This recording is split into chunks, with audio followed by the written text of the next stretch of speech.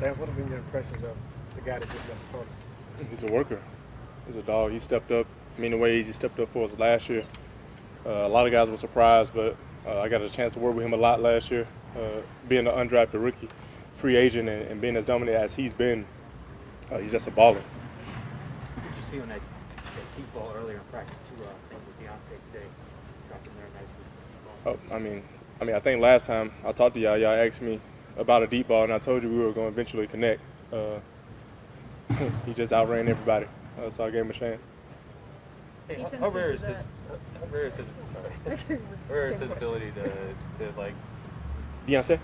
to get like past people on deep? You don't see a lot of people like his size running that deep ball, I guess. So I think he has a knack for tracking the ball Yeah. well. Size doesn't matter. I think that's been proven in this league for a long time. yeah. We got some elite players, regardless of how big or small they are. When you're a football player and you love this game, you find a way to make it happen.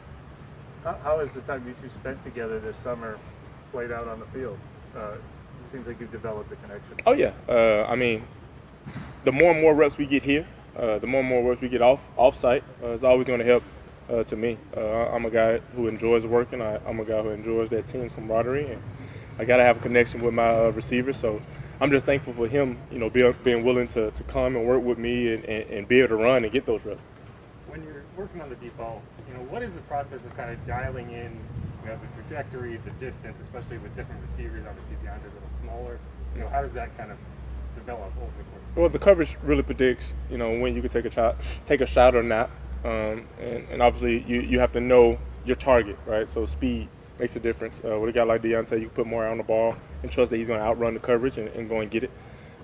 With some other guys, you probably just want to line it, be more accurate down the field, and put it on them. With some guys, you just want to throw it up, give them a chance to make a jump ball attempt at the ball. So it's really based off what type of concept we have and what type of coverage the defense is giving us. James, in terms of this offense, obviously you're more comfortable going into this camp. What do you feel good about, and what do you think you have to improve on in this quarterback battle? I think what I look at is improvement. I got to improve on everything every single day. Like, you can never get too good at the execution. Making it habitual, making my eyes faster, processing information faster, and that's something I'm challenging myself every single day in terms of studying, visualization, and working out there. What is your self-critique of 2 weeks? How do you feel like you're coming? I just got to get better, and that's how it's going to be all year. Really, I have to get better. I can never stop getting better. Have to get better at everything, or is there like a couple of things? Yeah, that everything. you're focusing in on? At every single thing to do with this offense conceptually. Like I said, this offense has seen someone who's mastered this offense for the past 15 years. So I'm never going to arrive. So I'm continually to push myself and find ways to get better at it, whether it's footwork, whether it's progression, right, whether it's accuracy. I'm just challenging myself. Like today on my wristband, it was precise passing. So my purpose today was to be as accurate as I possibly can be. I don't know what I went today, but I know I could have been way more accurate. So just finding something every single day to get better at. Sean Payton talked a little bit last week about how he charts out and what he's grading. Are you guys getting daily grades of what you did that day or the previous day? Like, are you getting grades on every single pass as you go right now? Yes. We're getting graded on decisions, accuracy, and obviously completions. So we're going up those three things. And but like I said, my goal is to go out there and compete and get better, right? So I'm looking at that sheet and I'm like, yeah, okay, I got to get better at this. And then I'm going the next day. I'm going in the study room when everybody's gone, and I'm studying that concept, right? And just trying to find a way to grind. So what you did this morning, you'll be hearing about it this afternoon. Absolutely. James, what can y'all accomplish Saturday night that you can't accomplish out here? Well, beat another team. I think that's the biggest thing. We're excited to head up there and be able to compete, man. Last year we didn't have a preseason, so I'm excited for really the guys who have been waiting on this moment, and I've been waiting on this moment to get back on the field and play.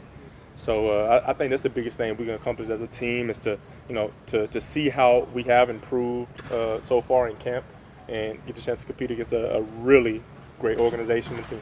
Hey, Jameis, I know this is a non-Saints question. I know you didn't play for Bobby Bowden, but what did he just sort of mean to you? The culture, yes, the culture of Florida State. I mean, when you got a guy who you probably got 3 coaches in college football that everyone knows their name, and he's one of those guys. I mean, just a top-notch Christian guy. The way he carried himself, all his players loved him. What he stood for in Tallahassee was too big for me to explain. But I'm just grateful for the traditions that he built, the coaching staff that he brought in to help give me the opportunity to go there and want a desire to be a quarterback at Florida State.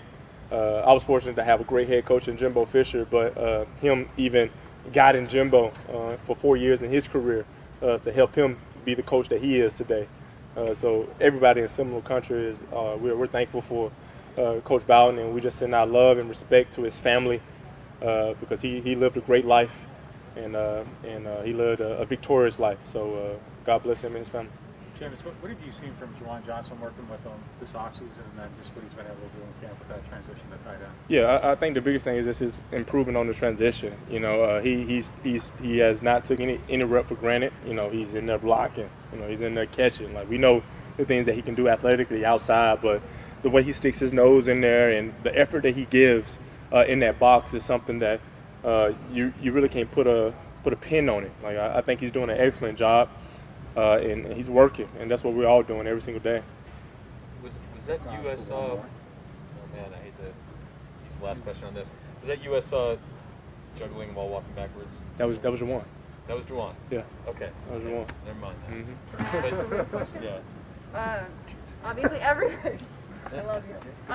Every rep is important, right? But just how much more important are the live reps on Saturday, knowing that the pressure is real and tackles are potentially going to happen?